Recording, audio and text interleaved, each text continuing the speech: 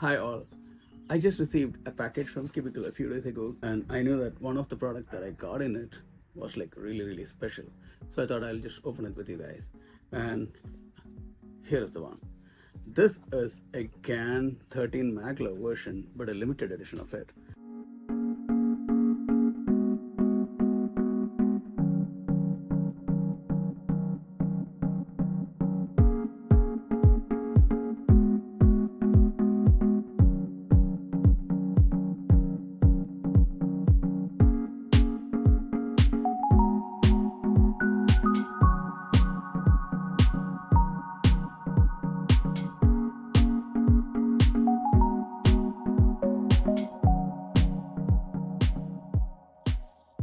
I'm doing my PhD right now, and it's under the Department of Ocean Engineering here in the US. So when GAN released this cube in the theme of ocean, it became my favorite almost instantly. I think you should check out this super cool cube on thecubicle.com.